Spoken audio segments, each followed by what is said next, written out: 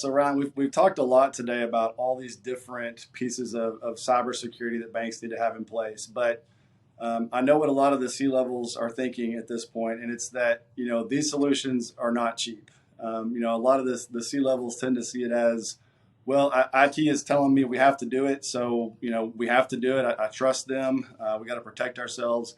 But I really think, as with any expenditure, it really comes down to the business case for it, right? So what's the value you receive versus the cost of that. So are there ways that cybersecurity solutions could help banks, A, avoid costs, or even B, reduce costs? And basically, what's the business case?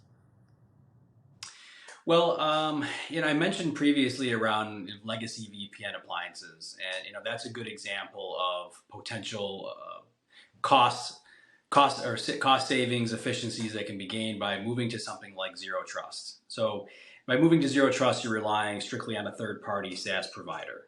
That's going to be managing all of your access through there for like the Secure Web Gateway, the CloudX Security Broker, access back into your network. So no longer do you need those VPN appliances. So let's say you're paying for hardware maintenance, you have a VPN appliance in your production site. You probably also have one in your data center. So you're paying for two appliances, maintenance, all that fun stuff. Or in a lot of cases, you have companies that have a third party that hosts them, and you're paying maintenance and hosting fees and all that fun stuff. So all that stuff would go away. Now comes some other technology called cloud firewall. All right. Now, if you look at zero trust, cloud firewall is something that can layer on as well. So you're probably paying right now for a third party to manage your firewall, and that's probably a significant cost. And that's might be older technology. It might be a lot of maintenance. You might have multiple people on staff if it's on-prem that you have to manage. So moving to something like cloud firewall can obviously have some cost saves in the future because, like I said, that's all hosted by one third party.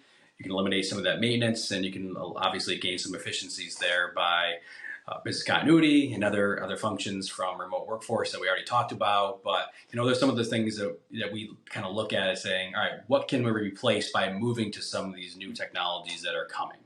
So those are just some things. And you talk about cost avoidance.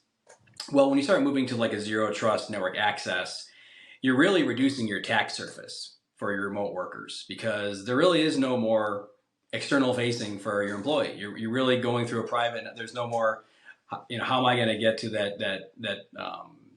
that endpoint anymore? And what happens is you start looking at breach avoidance costs. And if you can put all that together and you can understand, what is our cost versus XYZ if we do have a breach, and we start reducing the threats that are out there, reducing that attack surface. That's where you can kind of equate, all right, well, there is some, overall return on our assets by moving to these new technologies out there, in addition to, replacing some of those legacy appliances and other hardware and possibly even your firewall. It's not something that happens tomorrow. All the stuff that we talked about, I believe is, it's a long-term journey. You have to have a really good strategy in place to implement a lot of this stuff. But I think that, in the future, a lot of companies are going to move to these areas, and I think at the end of the day, you're going to see a lot of benefits to organizations, a lot of efficiencies gained, and definitely a benefit to the security in our security world. No, absolutely. And the last thing I'll say on that is, it's great to see some cost reductions on top of, if you've ever been through an actual cyber incident and a breach. The millions that costs, and the downtime and the reputation cost and all of that. And it's not a matter of if, it's a matter of when, if you don't protect yourself. So it's great to start to see, some costs coming back to banks as they implement this technology.